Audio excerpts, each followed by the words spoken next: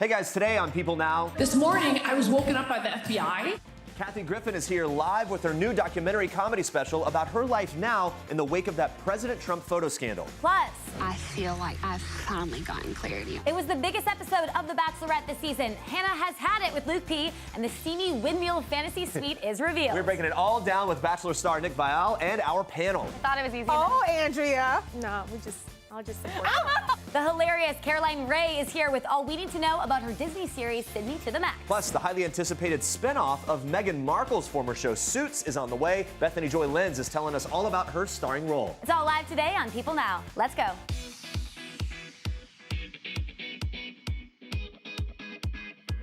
Love Caroline Rhea. So funny. Yeah, she was a blast. Yeah. Happy Tuesday, guys. Welcome to People Now. So good to see you. Look, the moment we've been waiting for all season on The Bachelorette finally happened Monday night.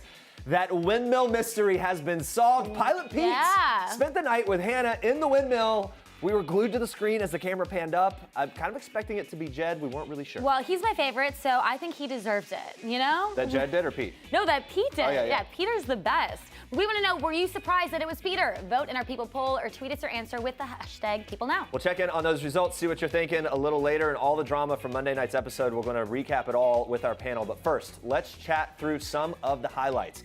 Fantasy Suites week ended with a bang on this week's Bachelorette. Luke P bluntly brought up the topic of sex. It got a little dicey. He revealed that he's been abstinent for nearly 4 years. That was a decision he made, plans to wait for marriage to have sex again, and expects Hannah to kind of follow suit along with him. After weeks of defending him, this was all Hannah needed to finally unleash the beast.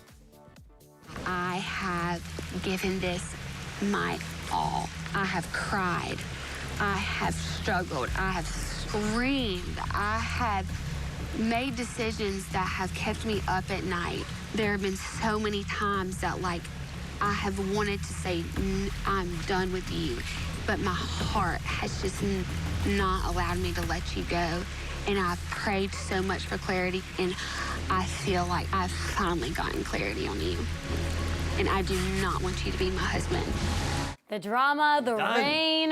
Now, Luke initially froze, refused to get up from the table to leave, asking for the chance to plead his case. He said, I feel like you owe me at least a minute to share my heart.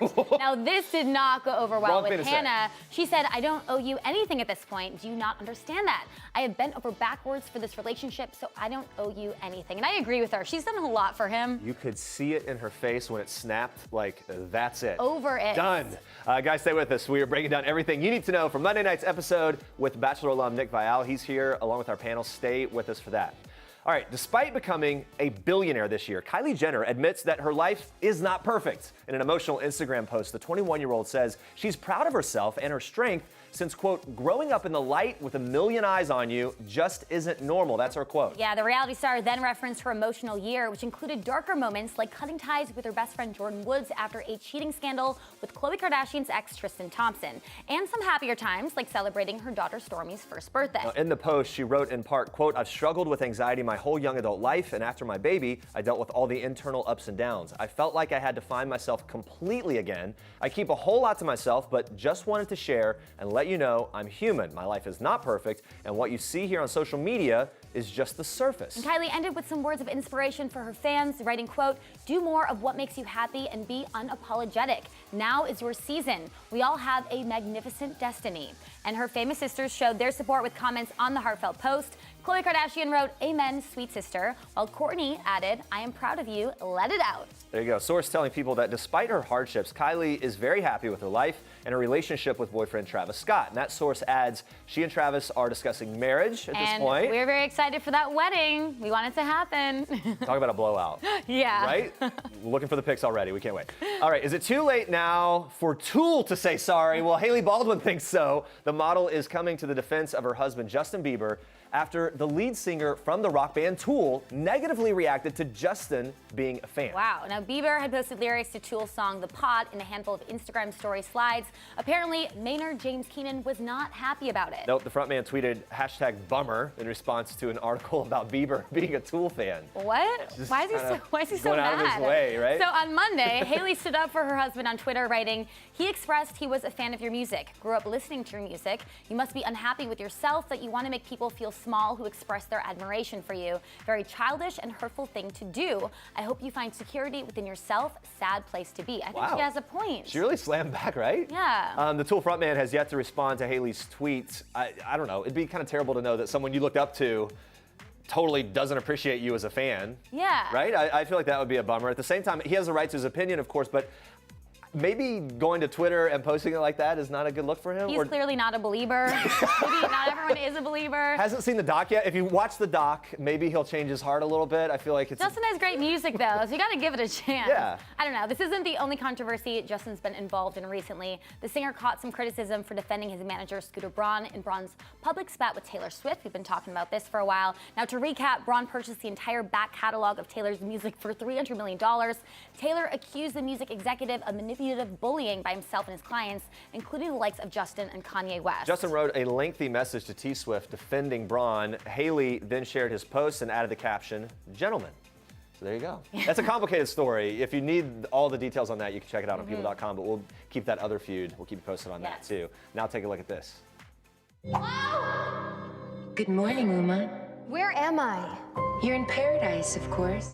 Emma Roberts has found herself in paradise, or has she? The official trailer for Paradise Hills dropped Monday. It stars Awkwafina, Mila Jovovich, and Emma, who plays Uma, a young woman who wakes up to find herself in a mysterious utopia. Yeah, the trailer is beautiful, kind of creepy, as Uma discovers her new glamorous surroundings. She learns the island is a school where families can send their daughters to mold them into proper women, aka to learn their place. Yeah, it looks like the young women aren't going to go along willingly, though. Take a look.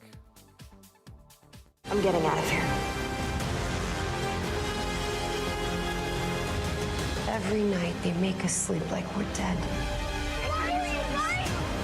It's as if that girl never existed. I promised I'd find you. Never touch me again.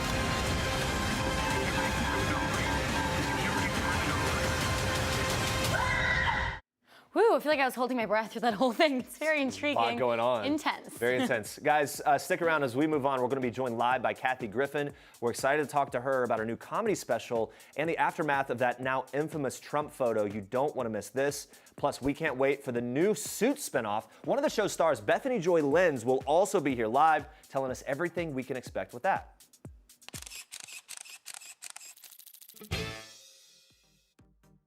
Okay, here we go. Make sure we get this shot. Yeah. Oh my God. I'm going to show you. Stand up.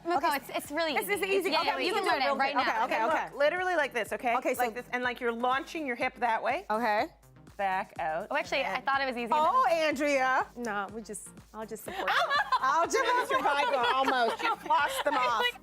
Just got a little It's harder than it looks. I don't know, I have a pulled hamstring. So that was the floss lesson courtesy of Caroline Rhea. She's got a brand new family-friendly show called Sydney to the Max, which centers around the dynamic between middle schooler Sydney and her overprotective father, Max. Max often gets a little perspective about his daughter's experiences through his own childhood, flashbacks to the 90s when Caroline's character was a single mother raising him. Our guest host, Mako, and I got the scoop on exactly what kind of parent her character is and whether or not she and Judy have anything in common. It's really funny. She's very strict as a single mother. She's much more like my own mother was. Like, my mother was like very loving, but very like tough. Like that was it. And I'm like, you know, I don't think Ava, I think she came home at like age 7. She's like, I learned a new word, no. And I'm like, oh, I don't want to know what that means. And then when she's a grandmother, she's actually gone back to college and she's really, I just play her as a rebellious teenager. It's basically about the fact that it doesn't really matter about the generation. Teenagers are going through the same things and preteens are going through the same things. Yeah. And it'll be interesting in season 2 because she's getting a little older and she's, you know, my own child who's 10 is getting a little bit more defiant and says things to me like, how dare you? How dare you? I'm like, what? Don't touch my makeup. I'm like, you don't even wear makeup, okay? Why do we have all of this makeup that she loves? I often say that because the guy who plays my son is only 13 years younger than me in real life, and we're very good friends. Ian Kessler, he's a hilarious actor. When he does call me mom, I'm like, I'm going to slap you. Like in my head, I'm thinking, stop calling me mom. Okay. only 13 years. And then my own daughter, who didn't really understand the whole concept of how it was being filmed, is like standing on the set one day and she's like, Mom! And I'm like, okay, there's too many people calling me mom. This is the only one I really actually want to answer to. I love her so much. She has the best energy. Yeah. And of course, we had to throw it back to her iconic role as Aunt Hilda in the 90s sitcom Sabrina the Teenage Witch. Such we all a good remember show, that. yeah. She shared with us what she has in common with Hilda and whether or not she would ever do a Sabrina the Teenage Witch reboot. Of course, everyone remembers you from Sabrina the Teenage Witch, Yeah. Hilda. Between these two characters, who are you most like? Oh, I am Hilda without the magical powers. I mean, Hilda was just me with hair and makeup. We were talking before that you actually do believe in the supernatural. Of course I do. You can't play a witch that long. Yeah. No, I can tell you like a totally. Do you want to hear my crazy? I do. Yes, I do. Yeah. So I'm all yeah. into it now because I saw the spirit last night. Okay. Oh gosh. So, when I was in college, they made us take theater arts so that in case you didn't make it as an actress, you could build props. Okay. I was terrible at this, and the assignment, which we had like 9 months, in the last week, I had to build a clock. And all I did was take like a cheese board and like paint it and then put in 10 to 2, which is like the standard thing when anyone buys a watch, it's like Timex. So, and my mother thought that was the most hilarious story. She's like, tell me the time about how you almost failed that class. She thought 10 to 2 was really, really funny. Okay? Right. Many, many, many years ago, my mom died and I wore her watch every single day after she died. And I lost it about a year ago and I was totally devastated and couldn't find it anywhere. My daughter and I had been away, and the day before my birthday, I told my daughter, I said, oh, I had a dream about Nana, and one of those dreams where she was really there. You know, like those dreams when someone has passed on, but it feels so real. And she was like, I had a Nana dream too, Mommy, and she told me to look in the suitcase. And I'm like, that's so cool. And she goes, Mommy, I found your watch. It was in the suitcase on 10 to 2. Oh. I was like, oh, my mother's But it's also incredibly sweet at the same time. It is very sweet. I know. It's like, you know what? Think about how they have to like communicate and say hi to us. Yeah. That like meant everything. I was like, oh, my mother's sending me a message. I love it. Sabrina the Teenage Witch was definitely monumental, for sure. Have you kept up on the new Sabrina spinoff on Netflix? I have. I've seen it. I think that it's like brilliant at what it is. It's just, you know, that's based on a graphic novel, The Chilling Adventures of Sabrina. Right. And Satan terrifies me. Yeah. I've completely. Yeah. It's too scary for me, and my daughter, of course, wanted to watch it. I don't like that they kill Aunt Hilda every episode. I feel I'm like, stop killing her, Zelda. Yeah. It's a whole different show with the same characters' names, but I think it's brilliant. Yeah. Is your And daughter I love allowed to little watch Sabrina. it? No, she's not. She's not. No, you know what? The Sleep Demon episode got me. I was like, I can't watch this. How can my little daughter watch it? And it's the age of reboots. Right. Could you see Sabrina the Teenage Witch coming back? Would you want to reprise Hilda? Is that something you've thought No, about? we all would, but I think it's sort of, that one's already been, like, it is funny because all these shows are back from the 90s, but then ours has already sort of been rebooted in another way, even though it's not the same thing. Yeah, but where would Hilda be today? Well, let's see, she'd be, well, this is really weird. I used to live across the street from the guy that I married on the show. And one day I was looking across the street and I saw him and I said to my nephew, oh my gosh, there's my husband. And my nephew was 7 and he's like, Auntie Carol, you're married? And I was like, no, that's my TV husband. I was so nervous about getting married, even on TV. Like, I don't know if you remember this, but the last episode, Hilda got married. Yeah. And I fainted. Even in a fake wedding, I fainted. You fainted I fainted on set. full on. No, we were filming outside of Paramount, and I Right. woke up and I was on like a mattress, and I'm like, "Where am I?" And he was like, "They were getting married." And I'm like, "Oh, yeah." Were you so terrified? Yeah, do were you so weddings terrified? in general just make Yes, you- I could not. The whole- Two things. Yeah. One, I think I'm totally terrified to do it myself. And two, I always think I'm going to be the person who screams out loud when they say, "Does anyone, for any reason, feel these two should not?" I think I'm going to be like, "Yes, I'm uncontrollably." I'm going to say like, "He stole bread," something totally not real. A verbal diarrhea, yeah. I think I'm going to have that. So maybe don't invite her to your wedding. No, I think she would actually be one of the most amazing wedding guests. Yeah, like, talk except about she's a fun gonna reception. object though. And everyone, be sure to check out Sitting to the Max, airing on the Disney Channel Tuesdays at 8 p.m. Eastern. I love her so much. And if you're looking for more laughs from Caroline, she's got stand-up dates all across the country. She's going to be at Vinegar Hill in Maine on Saturday, July 20th. Tickets are available now at www.vinegarhillmusictheater.com. Ladies and gentlemen, Kathy Griffin. The image went viral. Kathy Griffin holding a bloodied likeness of President Donald Trump's head. The Secret Service says it can't afford to take any chances. Everybody's a hypocrite because everybody's imagined themselves standing there with his head. At least half the country. It got so crazy, I really did start to think, I've got to make this funny. It was a freaking mask with ketchup on it. Let's be very clear. This morning, I was woken up by the FBI. Guess who was on the MAGA bombers target list? When I say I'm glad to be here, like, seriously, I was afraid.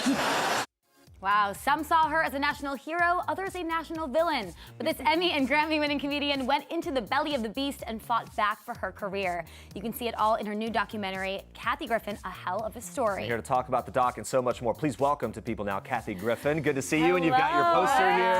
That's right. I'm not afraid to go to Kinko's. That's right. Still on the D list, happily so. Still on the July 31st in 700 theaters across America. There you go. You can check it out. You've been through a lot. I have been through the mill, as they say. Yeah, yes. Yeah. And watching this documentary was really eye-opening. Why was now the right time to do this? Because there's so many things that I learned along the way, and there's a lot of things that I wanted other people to know. For example, when I was put under investigation immediately, they didn't call me like the other people that allegedly threatened the president, like, Johnny Depp or Peter Fonda or Snoop Dogg or Morrissey, they got phone calls. I was just put under an investigation by 2 federal agencies, the Secret Service and the U.S. Attorney's Office.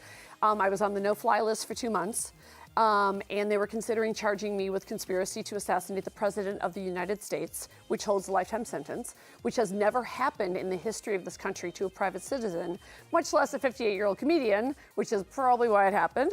And also, I've known the Donald off and on for 25 years.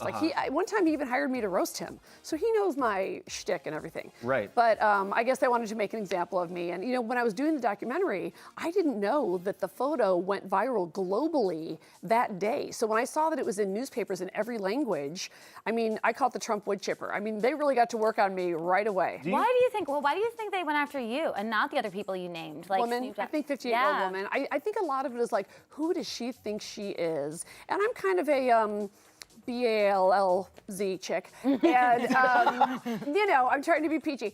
And I think there's in the industry there's still a lot of feeling of who do you think you are, staying in the game. And I'm I just love it. I live to do comedy. I live to make people laugh. I love touring. I love being on television. I did my first commercial when I was 17 years old, and I have no other skills. So one thing that I did think that was enlightening about the documentary and the movie here is that you acknowledged that when you issued somewhat of an apology, you had in mind the mother of someone who was actually decapitated in a video that was posted. So part of you, it seems, acknowledges there was potentially some offense to the photo, and a little bit, some level of outrage was warranted. Absolutely. And by the way, I have no problem with that. The important thing is, and what I want to communicate with the movie is, I do want people to know that, God forbid, your 13-year-old kid puts that picture up on Twitter. They didn't break the law. They didn't violate the First Amendment in any way. I actually sell First Amendment T-shirts at kathygriffin.com with the First Amendment written on them. I'm making tens of dollars a year. Yeah. But I wanted to clear that up because, now people are getting paranoid, and, for me to be put on the no-fly list like a terrorist was way beyond the pale. And then when I finally could tour overseas, because I couldn't tour here, I was on the Interpol list, so I was detained at every single airport. Yeah. And that's really frightening. And a lot of people don't know they can take your cell phone. They can take your SIM card. While they hold you. Oh, and don't think they can't. And they can take your passport for as long as they want, and you just have to sit there and hope for the best. And that's what happened in every single country. You found your way in the sort of the middle of that with these investigations, Department of Justice, as you mentioned, the FBI even protecting you from threats you're receiving. Yeah. But no-fly list, very hard to travel. Eventually, you're able to travel. Yeah. You go around. But after going an interrogation under oath, a lot of people also think I just they called me and cleared things up. Oh no, I had to hold my right hand, and I was interrogated by the feds, and my attorney said, if you screw this up, you go to jail. You ultimately travel the world, though, and do stand-up in different countries. You do that in the United States as well. You ended up touring. I waited, though, for the States. Waited. Because I knew that overseas the material was, frankly, there was a thirst for it. Because I don't know if you guys have been traveling overseas, but the minute they hear an American accent, no matter where I was, I could be at a cafe, they'd be like, what is happening in your country? What is going on? You guys have been the bastion of liberal policies, et cetera. And you try to explain, I would always go, I've known this guy for 25 25 years. We used to just call him the Donald. I would see him at NBC Universal events. He was like an orange realtor. I can't explain it, you know. And they just couldn't figure it out. And so it sort of becomes just part of your life. And so I traveled overseas, and I got to play the great halls, the Sydney Opera House, the London Palladium, non-English speaking countries. Where were you the most well received? I did very well in Australia. I was actually, gosh, I did well in Reykjavik, Iceland. Where was the toughest crowd? The toughest crowd was, gosh. And maybe even in the U.S., where's it been the toughest? I mean, I would say the U.S. crowds were occasionally tough, and only because I had a lot of incidents at the U.S. part of the tour. Right. I had 1 or 2 incidents overseas, but I had people showing up at my shows in the U.S. A guy pulled a knife on me in Houston. There's a video of it online. I had some of the right-wing nut jobs that would start like a GoFundMe, and they would buy a ticket to my show, and they would stand and yell at me that I was a pedophile. And then this QAnon theory, I don't know if you know about this, where they think JFK is going to come back from the dead and be vice president. It got into sort of like deep conspiracy level territory. And I didn't even know. Like, I didn't know what Reddit was, or 4chan, or 8chan, or 16chan, or 32chan. Like, I don't know. I'm just happy to be on, you know, Twitter, Instagram, and Facebook. So now you're like this whole new world. Oh, with I had the to learn deep all of it. internet and Yes, I had to everything. learn everybody and who's in what group and who believes what. And I've been doing stand-up for 40 years. I'm 58 years old. And I have never not been able to make fun of power, a president, a studio head, a famous person, a celebrity. Of course, I love making fun of celebrities. But, you know, during Clinton, you could make fun of the Monica affair. During W, you could make fun of his gaffes. And this is just different. I mean, they just come at you. And this was the full power of the U.S. government. Yeah, something that we noticed on the tour for your Laugh Your Head Off tour is that you wore the same dress that you were wearing in that now blue infamous dress. photo. Yeah, so it's That's very right. symbolic. Why'd you choose to wear the dress, and what does that dress mean to you now? Well, the Smithsonian has asked for it, so I'm very honored by that, to be actually part of culture, good, bad, or indifferent. But you know, what was funny is I bought that dress because, as you know, on television you can't wear logos. So I just bought it online. It was like $60, and I thought, oh, well, I'll like wear this on a talk show. It doesn't say anything. It's like a blue dress. And then I wore it for the photo because I actually thought people would get that the photo was, you can call it a joke or a statement, whatever you want, but there's a long history in comedy where comedians often make some kind of a statement. Some may say over the line, but it's kind of part of our job. And I thought, well, it had a bow, and I normally don't wear high neck things, and I had a very stoic look on my face. And, you know, I have to admit, I truly had no idea people would make a connection between that photo and ISIS. So one of the ways the Trump wood chipper, as I say, spread the word out was to associate me with ISIS, which I don't, you know, I tell people now, when people ask me if I'm in ISIS, I go, I worked at the gift shop for a week. Finally, I can laugh about it. Finally, I can laugh. But it took me a long time to make that joke. Seriously believed that at some point. People confront me to this day on the street. You talk about some of the fallout when this photo first came out, and there was, you know, huge reaction. Yeah. And one of the most painful, if not the most painful, was the tweet from Anderson Cooper. Oh, who yeah. You worked with for years doing the New Year's Eve show and all that. Yeah, and I really loved him, and I really loved doing that show. You really don't hold anything back in this special and in your movie about him and some of the reaction that some of your fans had to him. Do you hope for reconciliation? What would it take? You know, I don't think he's that kind of guy. You know what I mean? I just don't think he's wired that way. And, you know, Jeff Zucker he was my boss at NBC, and then when I was at CNN, I didn't work at CNN, which is another thing the Trumpers go, Kathy Griffin equals CNN equals ISIS. I'm like, wait a minute, one night a year, I'm not a reporter. And so I just think Jeff and Anderson aren't really those type of guys. What would it take what would he need to say to you to make up for it? I don't think he has really any interest in it, you know? And I'm, like I said, after going through something like this, I'm like done chasing people. I'm down to 3 friends on a good day. And so I just kind of want to go where I can make people laugh. And I was so grateful to be able to do the Kathy Griffin Laugh Your Head Off tour, get it? And yet when I made the special, none of the executives would talk to me, meet with me. I mean, these are companies I've probably earned $1 billion for. I've made about $75 million over my career. Yeah. So they're all happy to take the 10%. And then when the heat, you know, got hot, they got out of the kitchen. And that was rough. With Anderson, you feel like he's not the kind of guy to do that just in general, or specifically you in this situation? I don't know about specifically, I don't know about in general, I should say. But I would say with me, it's not probably going to happen. Do you group Andy Cohen with that too? Because I was surprised Andy Cohen treated me like a dog. I mean, he was like one of the worst bosses I've ever had. And also, you know, the guy, like, he decides the entire slate at Bravo, and yet he gave himself a talk show that magically gets renewed every year. So, you know, like, I had a talk show at Bravo for 2 years, and then I got canceled. And I thought, yeah, it's like, in a way, I'm sure it's sort of competition for Andy. So, no, he has not been very kind. Yeah. In the doc, though, we do see you talking about a family that you actually found was rather healing to you. Surprisingly, Can you the believe Kardashians. it? The Kardashians. Yeah, so tell us about that. Well, first of all, I have to say, I did have a gift from the comedy gods that next door during this whole thing were none other than Kim Kardashian West and Kanye Kardashian West. So, you know, I did a lot of hunkering down, especially at the beginning. And like I said, I was doing a lot of writing and meetings and nothing was happening. And yet having those guys next door was like, okay, I can handle anything.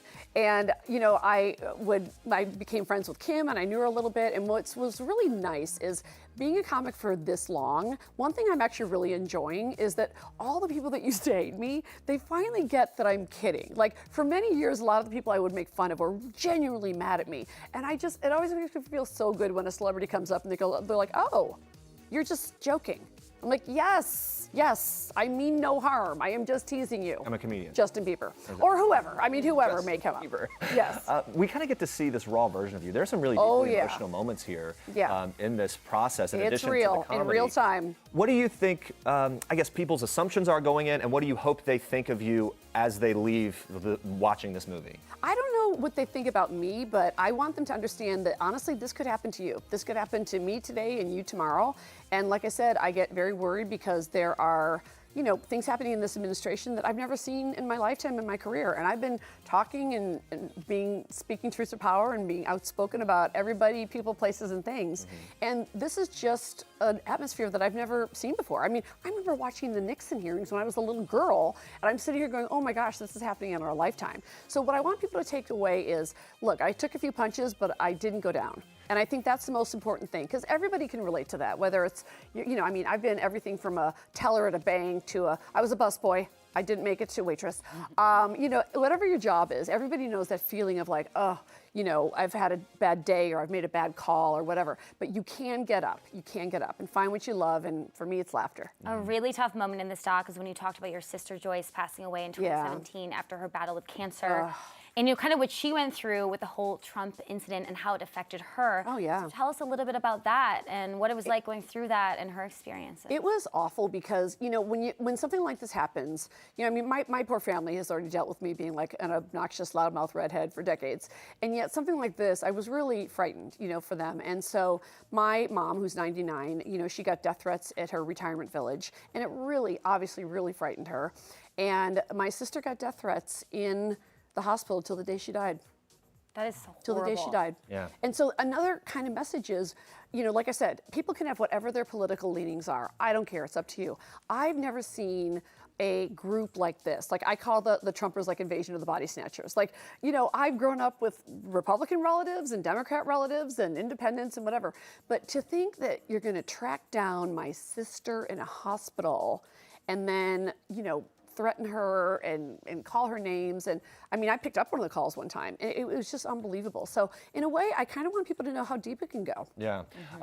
You also mentioned how people found your mom's retirement facility during the midst of all this. I got doxxed a lot. That's got to be horrifying. All the online people came after me, and I got doxxed and doxxed and doxxed and doxxed. You've talked about your mother. You've opened up about her just turned 99 years old and her suffering from dementia, and that's something that you've opened up about before. How's she today, and how are you caring for her? Well, she's in a wonderful facility where she can get the best care in the world because, unfortunately, my house, like, it's honestly, it's not safe for her. You know, I mean, one time she almost fell down the stairs and this whole thing. But I know, like, in a way, you know, my friends are like, come on, she's 99. But the thing that makes me sad is the one and only Maggie, as I call her, her mind just was everything. She was so quick and she was so smart. And one of my joys in life is that I got to show the world how funny my parents were on My Life on the D-List. I mean, that was really an unscripted show. And my dad was just naturally funny. And my mom never really knew why she was funny. She just was. And so, you know, it's just heartbreaking because when we talk, it's her voice, it's her body, but it's not really her. So that's been rough to deal with. Although I will say, she didn't understand the full brunt of this trauma. And so I tried to keep as much from her as I could. So, you know, but it spread throughout the family and friends, and it's rough. Before we move on, something that stuck out to me a lot was that your mom, you had some funny conversations with her because she's... I'm so glad we got it on tape. We taped that 2 years ago, that scene with my mom. When you talked about her watching Fox News, being a Republican... She took their side. Right. Yeah, she thought I was in Al-Qaeda. Okay. And because she watches Sean Hannity, and she wanted Bill O'Reilly to come back from vacation. As she put it. She's not going to. But my serious question for you is, because you have that relationship with your mom, you're able to have that disagreement, Do you feel like that could be an example of how we could all have maybe come back to civil conversations surrounding politics? I think the way that the Trump administration has changed the paradigm. I mean, you've got all these electeds that have never held an office before. You've got business people that are used to ripping people off. They don't want to hand over their tax returns. The Clintons hand over, 40 years of tax returns. So believe it or not, I think that we need to, you're not going to like this, we got to play shirts and skins for a while. And then I think we can kind of get back to where we're supposed to be. The tectonic plates won't shift so much. But I hate to say it, I love Mrs. Obama, and I love her for thinking, when they go low, we go high. But, sometimes you got to get down in the mud because it is getting scary out there with this detention business, and they're really concentration camps. In America, it's unbelievable. So I think we've got a lot of work to do, and I think it's great that a lot of young people are turning into activists and they're the future. Yeah. And sorry if we ruined the planet for you guys. We didn't know. I'm really sorry. We're doing everything we can. But I always say to people, too, and I try to say it in the movie, elections are not every 4 years. They're every single year. And down ballot counts as much as the president. Yeah. You hit on a lot of representative, all that stuff. You hit on a lot of very controversial topics there, a lot of different opinions. I hope we can get back to civility at some point. Yes. Can we, or laughter at least. Or laughter at least, for sure. Let's shift gears a little bit. I want to just ask you about the comedy world in general. Because you've been in it for a while. Yes. All these players, a lot of controversies that are nothing like yours, but different kinds of scandals and controversies have hit some big names. One of the biggest, Louis C.K. Yeah. We keep hearing headlines from him, Yeah. sort of seemingly attempting to resurface. A lot of criticism surrounding that. Yeah. What do you make of his attempts, as a fellow comedian who's coming back from a very different type of controversy, what do you make of his attempts to do so? No sympathy. No sympathy. I mean, the incident with Louis, and I won't describe his actions because they've been well documented. The reason I have no sympathy is he crushed women's dreams. It's so hard to be a woman in comedy at all, whether you're a writer, a director, or a stand-up. And, the two girls that were quoted in the article, they just got out of the business entirely. And, I used to go to the Aspen Comedy Festival. I was that girl where if a famous guy comedian said, hey, we're going to go hang out after a show, I would go thinking like, oh, I'm going to learn from these comics or this or that. I have seen more of their you-know-whats than I care to mention over the years. And so it's just something that has to change. I'm sorry. It does. There's nothing he could do to come back, you think? I don't know. I don't know that part. I just know that behavior still goes on. The sexism is still really hardcore in the world of stand-up. I mean, you can call your local comedy club on a Saturday night and ask for the lineup. It's still going to be about 9-to-1, male to female. It's still rough for us ladies. Yeah.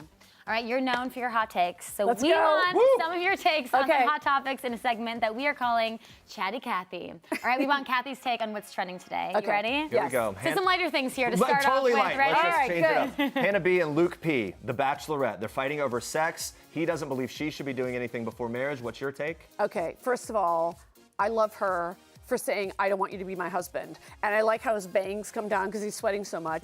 And the fact that he wouldn't get up and leave the table. Like, I thought she was just gonna pull him up herself and be like, no, I meant it. I don't want you to be my husband.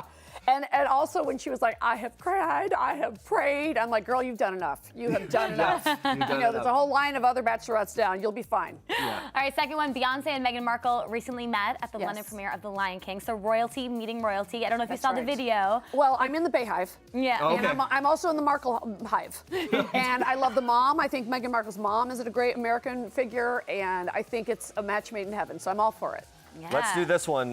This one is nice and light. Not light at all. Actually, on a much more serious note. President Trump making headlines for his war of words with 4 congresswomen of color. The squad. Who he suggested leave the U.S. if they're unhappy with the country, things of that nature. Well, I think he should go first. One of the congresswomen, Alexandria Ocasio-Cortez, tweeted this new message just a short while ago. She said, Donald Trump has decided he does not want to be president of the United States, does not want to be a president to those who disagree. He'd rather see most Americans leave than handle our nation's enshrined tradition of dissent, but we don't leave things we love. He's also tweeted just recently as well, I don't have a racist bone in my body. Okay. Yes, he is. Okay, what's your take on the situation? Well, It's current. It's happening now. So stupid. I mean, I've known this guy. He's like aggressively stupid. He's like beyond Britney Spears. I mean, Britney's like a Rhodes Scholar compared to him. Love you, Britney. But I'm just telling you, this guy is so ignorant, and he doesn't want to be president. He didn't even want to win. I mean, I think, he thought it would just be a PR stunt. So he should leave and take Pence with him. Because President Pence is no prize either. But guess who's third in line? President Pelosi. Uh-oh. Can you imagine? They would lose it. It would be a wild turn of events. I'm not surprised to hear you say that. Thank you for sharing I know, all of your I held back. comments. I held back. Yeah, you held back a lot, yeah. Yeah, Kathy, thank you so much for stopping by and chatting with us. And you guys, Kathy Griffin, A Hell of a Story is out in select theaters July 31st. You don't want to miss it. Really, the home is a place for us to be, but the home is wherever your family is. Soleil Moon Frye is gearing up for her Punky Brewster reboot, but she's also enjoying her new California farmhouse outside of LA with her family. Take a look. It's all one big open space. So I always wanted to have a farmhouse, a really rustic farmhouse. And so this is my farmhouse inspiration with the farmhouse table. I love to cook. My mom was a chef, and so cooking is really big in our house. And we do family dinners and extended family dinners, and it's really, really great. The kids and I love it. We all sit around here. It's a blast. Friends come over, and we listen to music, and we hang out, and we just celebrate life. Yeah, I'm loving that table, the whole rustic look here. I like the farm vibe. Yeah, Soleil says that she actually stumbled upon the magical place and adds, the hippie girl in me is back in my roots. This all comes after decamping with her family from their central LA abode to the Hidden Hills, California dream home. Soleil believes that it's vital her 4 kids, who she shares with producer Jason Goldberg, have more green time than screen time. Being able to go and have fruit in the morning that you pick yourself and come in and you hear chickens in the morning and there's animals all over and you see horses and goats and it just feels a little bit of that rustic, homey ranch living, and it's still close enough to the city but just a little bit outside of the city so that we can have a minute to just be grounded in nature. And I think that's really important for the kids. I mean, I love the city and my kids are definitely city kids, but also for them to have a little bit of that life that's more rustic and rural, I think is really important. You know, they're outside all day picking up worms and, you know, and roly-polies and bringing them in, and I find buckets of, you know, animals all over the house. I mean, there's like little critters everywhere and geckos, and it's just, it's so fun for them to just be able to dig in the dirt and have fun and get messy. Little geckos everywhere. Look out for those. In addition to the beauty surrounding the home, its interior is pretty gorgeous in its own right. Soleil spent 8 months painting and installing new panels and flooring. And there's one feature in the home that stands out as a favorite, a waterworks bathtub that's right in the middle of her master bedroom. Soleil says she's sure not everyone is comfortable taking a bath in their bedroom, but she is. I feel like I would love that, just right in the middle. She can hang up some drapes. It's a really cool feature. All right, we move on to this. Let me be specific with you right now. You want to come at me, come at me.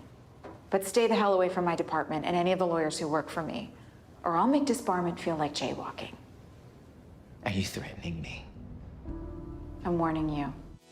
The Suits spin-off Pearson is here. It's the new political drama that follows the life of Suits character Jessica Pearson, played by Gina Torres. She takes on Chicago as the mayor's fixer. Bethany Joy Lenz also stars. She's here with us today. Thank you so much for joining us. How are you? I'm great. How are you? Tough on the show. Yes, No jokes. Carrie's a tough girl. Yeah, absolutely. But it does seem like we've seen a little bit of behind-the-scenes footage. It seems like you guys have fun together. We have a great time. We got real lucky, like lightning in a bottle with this cast. Really? Everybody just gets on great. We're sort of all on the same flow, and it doesn't always happen that way. It's really great. Give me a snapshot of a cast night out. A cast night out. Yeah. You guys are all right, let's go, guys. We're doing it. We haven't done that yet. What we have done is we're on a group text, and there's a non-stop barrage of just like jokes and encouragement and memes and all kinds of fun stuff. Who's the most active? We're like, okay, maybe you're texting the group text a little too much. I'm gonna silence this. Eli Gorey definitely is like always up in that chat, but we love it. That's fun. Let's talk about the show. So Pearson is a Suits spinoff. So besides a new city, a new cast, what's the biggest difference that we see here? The biggest difference is going to be sort of the tone of the show. So where Suits is very that sort of blue sky era of USA storytelling and kind of quippy and funny, and it really deals with the upper echelon of society. Pearson really deals with the other 95% and how that population is affected by what the Suits upper echelon, the decisions that they make, how that affects housing, homelessness, race, immigration. We're dealing with all of those issues on our show. And all in Chicago. All in Chicago, yeah, and it's a grittier tone and very character focused, true to USA. So you're taking on immigration, some of those other issues. Will there be anything, since it's Chicago, that is hearkening to like the Jussie Smollett situation, which we followed very closely? Right.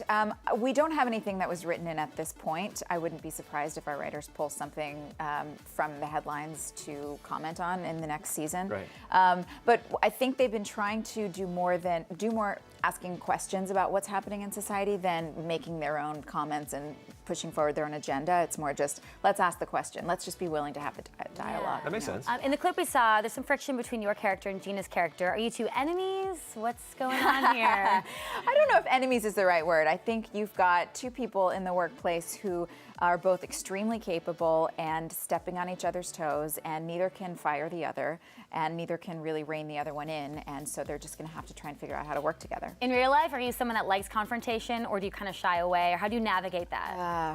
That's a really good question. I don't like confrontation. No, I don't enjoy it at all. But I do. I mean, I was raised in Jersey, like, you know. Not backing down. I'm not backing down, but like, don't get me started. You know what I mean? Like, I don't want to start. Maybe we're projecting. It seems it's hinted your character might have something going with the mayor. Is this a relationship we're going to see kind of flourish, that we'll start shipping them? Is this a thing? You are going to see a development of the complication between the relationship, complication in the relationship between Bobby and Carrie. Complication sounds like some. Well, you know, it's hard. You know, you've got somebody that you really respect. Both of them have a mutual respect, and they've known each other for a long time, and they work really well together. And it's hard not to blur the lines, and I think they both wrestle with that. So it's something that we explore. We ship them already. Yeah, we ship. We're still saying ship. I don't know. That's happening. So political drama. How'd you prepare for this role? What kind of research went into it? I kept trying to do research, and our showrunner kept saying, "Joy, just be Carrie. Just show up and be Carrie."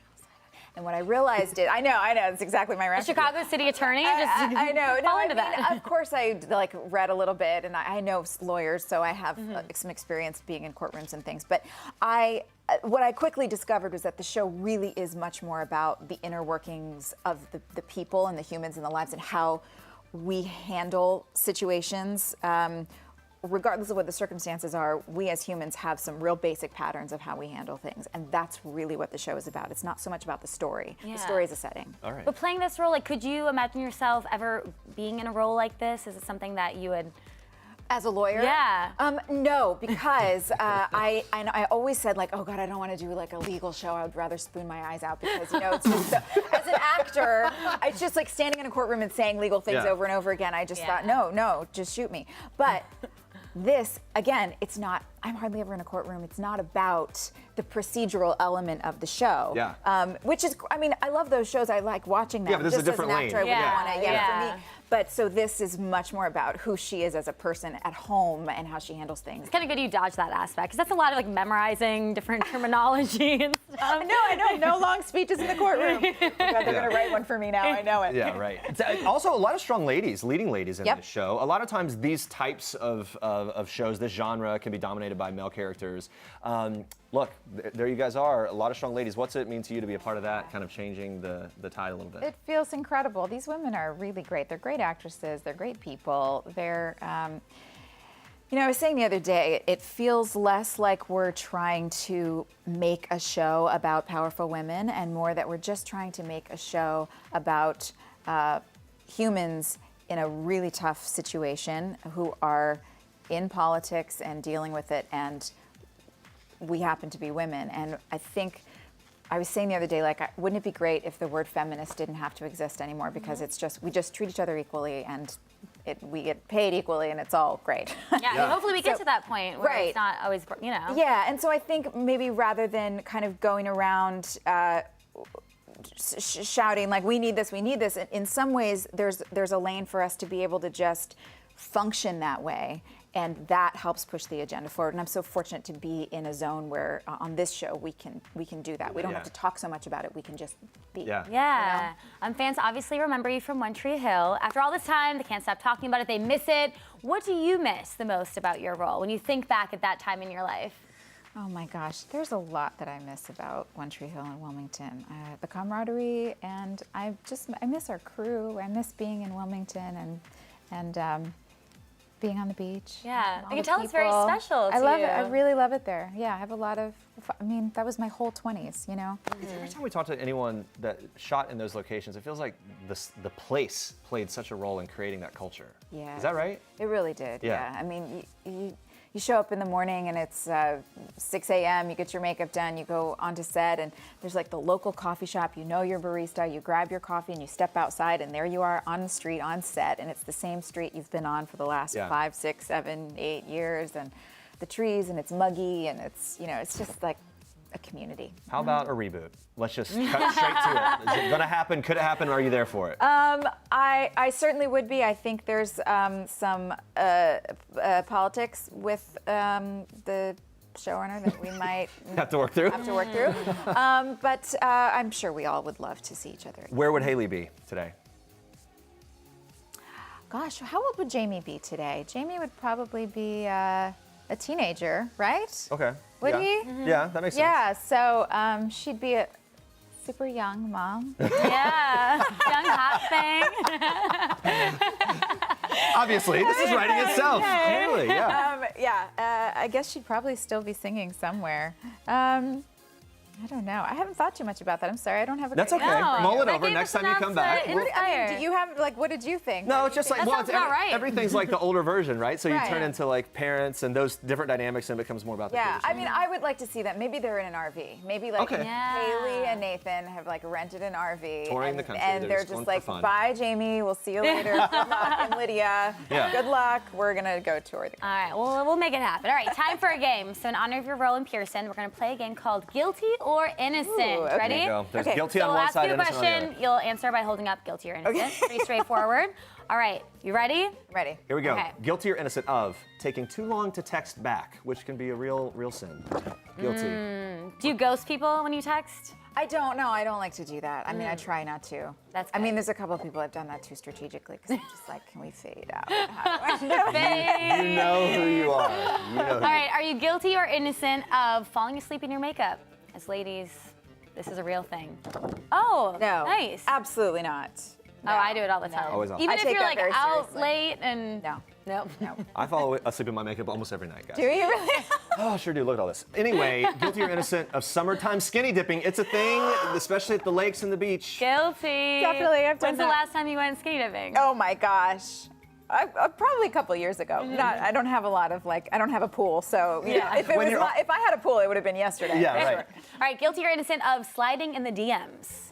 Oh, I don't know exactly what that means. I'm sorry. Like messaging people on Instagram, like, sliding into their inbox. Oh, like checking in with people. Sometimes it's a being little like, flirty connotation. It's generally connected to flirting. Oh, okay. Yeah. So like inbox flirting. Yes, like a business- inbox. Yes. No, yeah, it's not like a business request. Guilty. Like, how about, guilty, there you go. Guilty or innocent of ever dancing on a table. I don't know if we just kind of came up with this off the top of our head. Guilty. Yeah. Okay. Yeah. Is there a story? Dancing. That you want to share? Where was this table? It usually involves tequila. Yeah, You that'll know. do it. Usually, like this is something I do all the time. Yeah. Thank you so much for Thank stopping by. And everyone, having be me. sure to check out the series premiere of Pearson, Pearson. July 17th Woo. at 10 p.m. Eastern Time on USA Network. What the f did we sign up for? You just broke my heart. I can't believe you. It's so crazy, but this show gets bigger, crazier, and sexier. I'm just like, how can that be possible? But anything happens on the beach, right? But this season, I don't want to give too much away. It's just. I'm coming on that with my ex. I'm just no. All right, guys. Pops is not going to be on it. Maybe we can talk business next time. But it's just, you learn something. Even from like this madness that's going on, you learn something about relationships and love, the do's and the nots. But yeah, that comes July 16th. I'm most excited about this season. I think I even get better as a host. You know, I'm starting to have a little more fun in there. They let me Don't do interact. no Steve Harvey. Do not give out no relationship things. See, women don't need to know everything that goes on in our mind. I want to know what goes on. Actually, I feel like maybe I think you probably just already know. I could take a guess. Romeo Miller and Masterpiece stopped by to talk with guest co-host Danya Duchess-Amin. They were a lot of fun. The X on the Beach host got real about the new season, which premieres Tuesday, July 16th at 9 p.m. Eastern on MTV. Yeah, so forget what goes on inside the minds of men. He did fill us in on a personal secret that he worries about. Watch this. I don't know if this is normal in other people's households, but I'm like, do she have a crush on my dad too? Oh. Yeah, I'm just saying. You think that girls have a crush on you and Do your I dad think at the they same have so many time? girls be like, oh, your dad's so hot. Girl, you gotta go. Oh, Get out of no. here. Like, you think that's going to make me want to what's keep you crazy- around? Like they say that, like Look, it's nothing? What's crazy, right? And then So listen to this. I went to the airport, and this one lady, I'm like, you know, she like my age, so she like, where your son at? I'm like, No, what? yeah, his. I'm like, They be looking for. It's like- a swap. like- What's going on with this generation? I feel like this might be kind of a problem that only they would deal with, To have right? some competition with themselves. Yeah. Romeo also recently posted a message on his Instagram for his future wifey, so we had to ask what he's looking for. Take a look. I got a crush out there. You know, Okay. Laura. Y'all seen the Spider-Man, the first one? Yeah, I mean, just somebody who works hard, independent, somebody to build an empire with, you know. Yeah. Well, JC Somebody who don't Beyonce like my flow. dad that much in that type, like In that respect type of him. way. Yeah, you can't be coming over being like, hey, is your dad going to come to dinner? This is what I want for the rest of my life. It's so surreal and it's so exciting to get on the same page. I know that she knows I'm the one. Physical intimacy with Tyler is not an issue. Holding me and kissing me, like, I just want that. But, like, it has to be more. Like, I don't want to go into fantasy suite. I need some clarity on Luke because I would be completely lying to you if I said it didn't affect the way I feel. And when I feel worried, I feel like I retract how I feel. So let's talk about sex. And let's say you have had sex with one or multiple of these guys. I'd completely remove myself from this relationship. Oh my God, I cannot believe you just said that. I'm so mad. I don't owe you anything at this point. Ooh, we've been waiting for it. Here to break down Monday night's episode of The Bachelorette is People's writer and reporter Brianne Tracy, People supervising producer Robyn Ross, and Bachelor alum Nick Viall. Welcome, guys. Thanks for being here, guys. Good to see you. Okay, this week, Fantasy Suites, we've been waiting for it. Nick, you've been there. What's going on in Hannah's mind? There's a lot of pressure to decide who to hang out with in the Fantasy This was Suites. more unique just because she went into the week with 4. No one's ever done that. And Luke, again, he's been a front runner, so I don't think she has anticipated sending him home before the Fantasy Suite. So it's a lot of pressure, I will say. As a lead, there's a lot going through your head about who you're going to pick. There's obviously sex involved.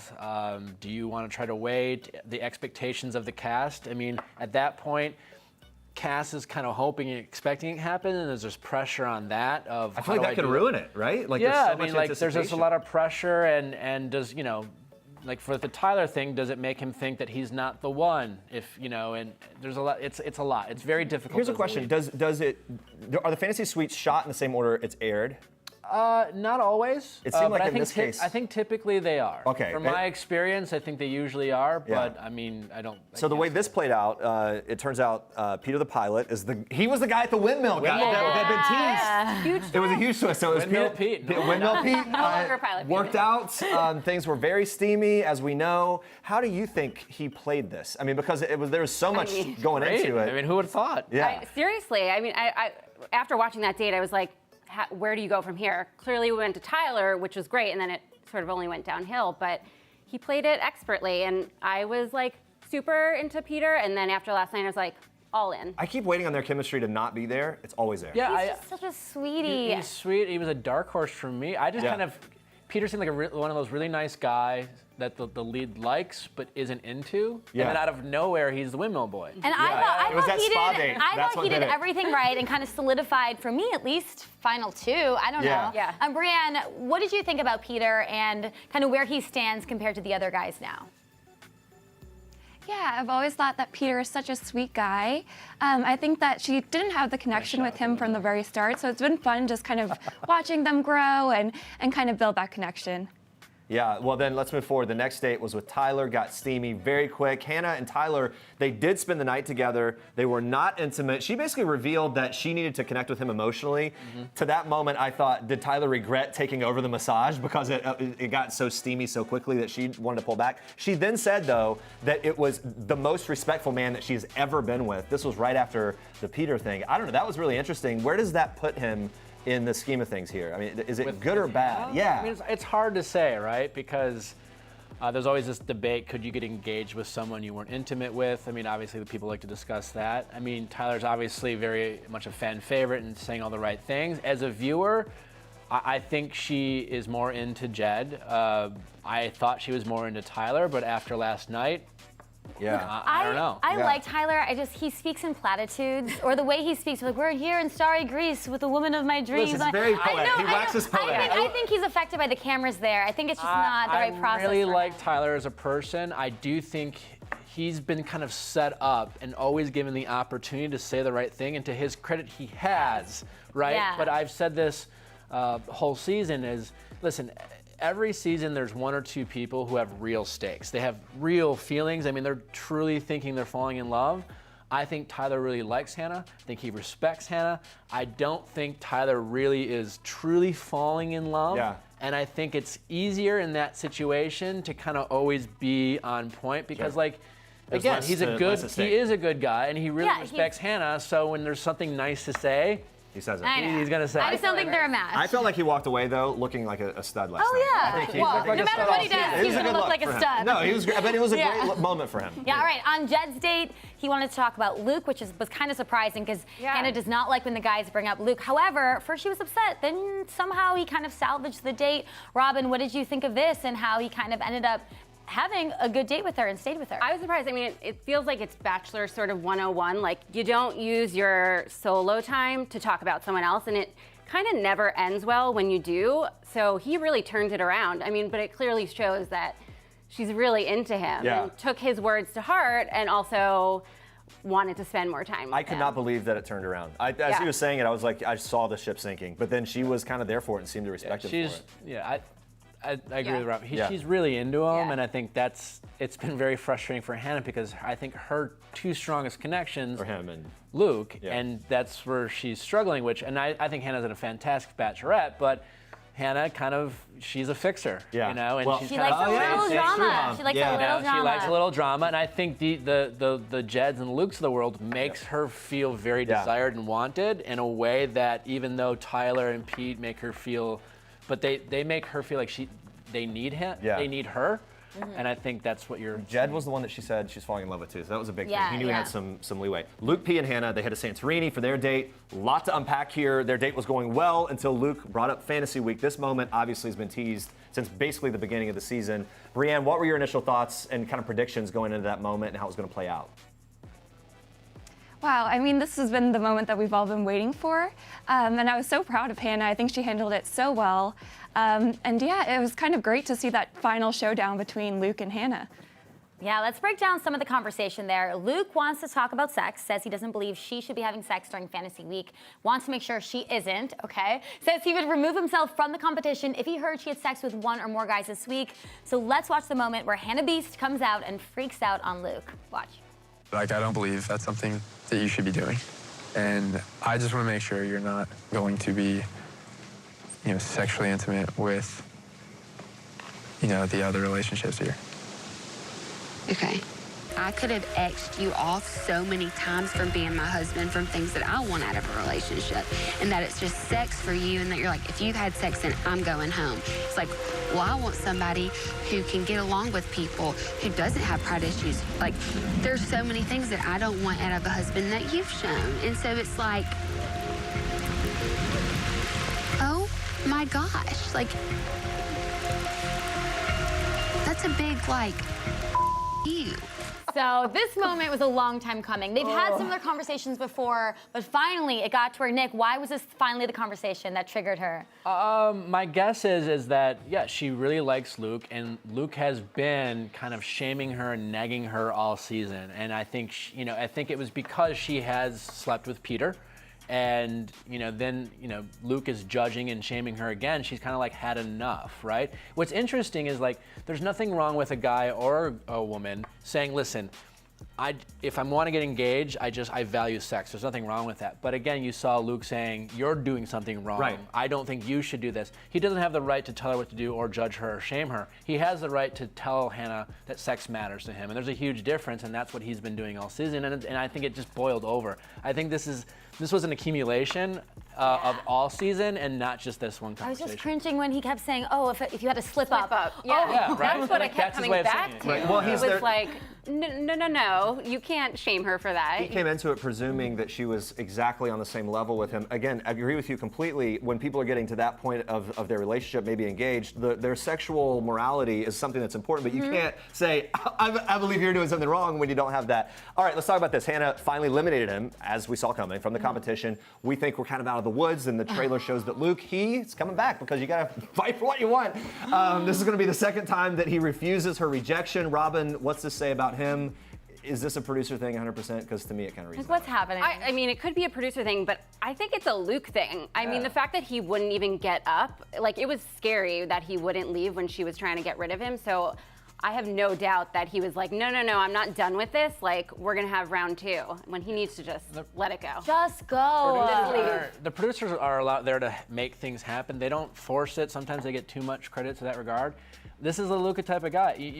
I think he thinks he's doing her a favor. Like, you think I would judge you for this, and I'm gonna do you the favor by not. Like, it's a very righteous kind of Luke thing to do, and it's the producers are there to let things play out. Maybe it'll result in a fight. I don't know. Okay, before we check back on our question of the day, we're getting close to the end. So next week is Men Tell All. But Brianne, what are your predictions for the episode after that with these remaining men? Who is going all the way? I think that Jed is still going to go all the way. And now it's, I don't know. I think it'll be Tyler and Jed. It might be them in the end. But I'm really interested to see what Luke has to say at the Men Tell All. And also Jed for explaining his side of the story, with all of the X stuff. So I'm very curious to hear. Look, Chris always says this, but I feel like this is the most dramatic season yet, right? Yeah, it'll actually somehow it has. I love this. It's finally true, guys. Including I love this everything that's happened in the periphery of the actual show. That's what's really all the doing other it. storylines. Before we let you guys go, in our People poll, we've been asking viewers if they were surprised that it was Peter who had the steamy windmill fantasy suite date. Let's take a look at what people thought. Yes, did not I think a lot of expect people that. were thinking it was Tyler, but I was so happy it was Peter because he's a little angel boy. I liked it because he had the kind of like clean, squeaky edit, and all of a sudden he's like, no. Yeah. Oh, Nick, before we let you go, we heard you had some surprise viewing party appearances, right? Last Bachelorette night. superfans in Astoria. So let's take a look. We actually have a little video. Let's take a look at what happened. My God! No, guys, we're not playing a joke. We're not playing a joke. We're not playing a joke. We're not playing a joke. Give me a hug.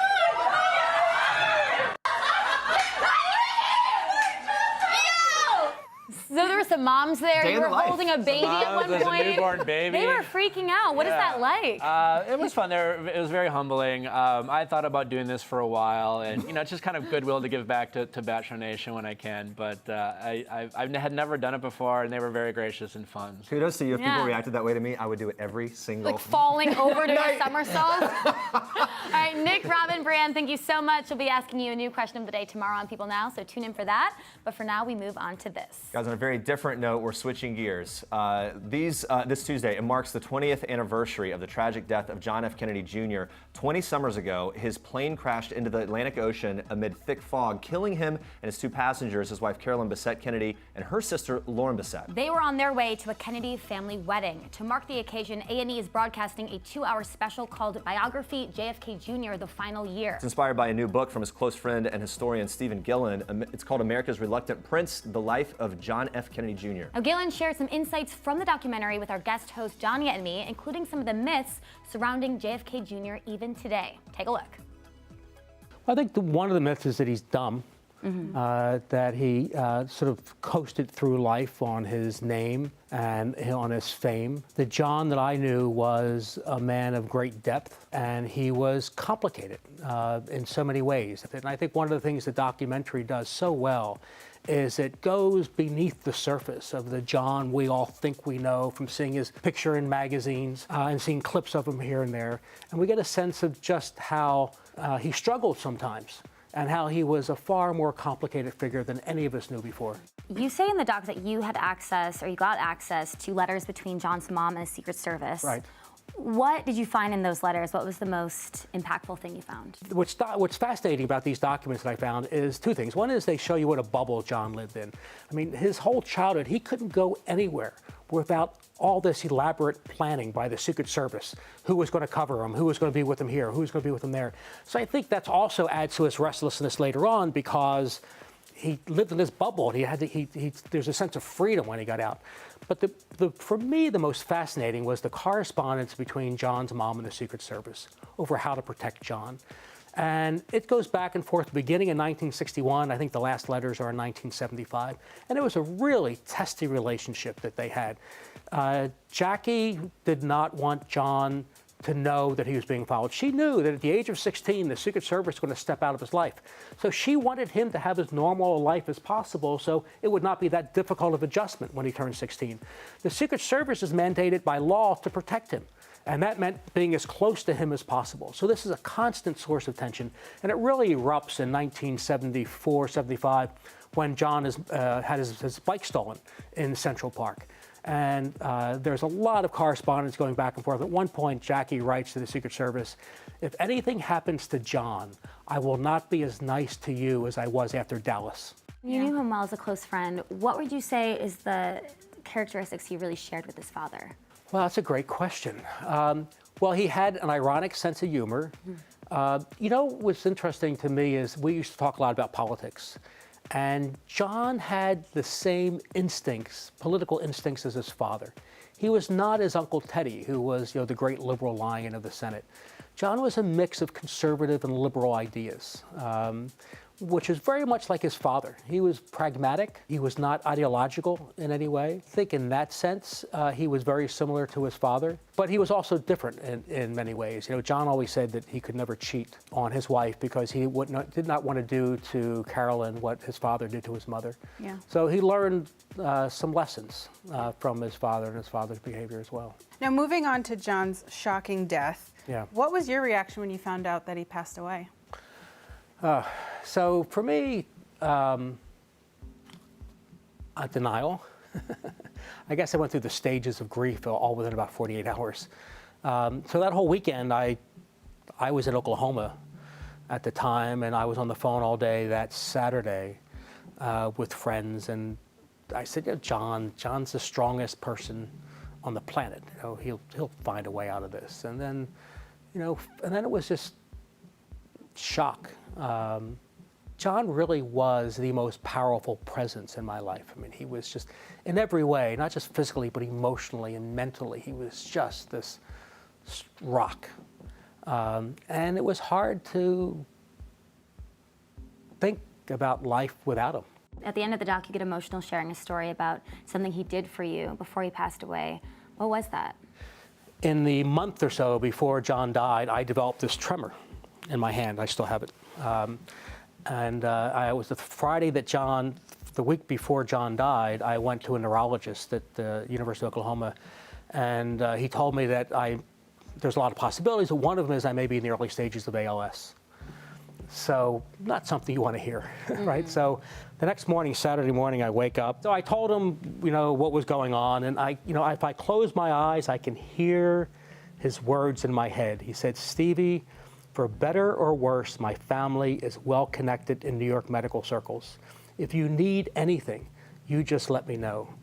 And then he said, "Stevie, I'll take care of you." Wow. And then he repeated it.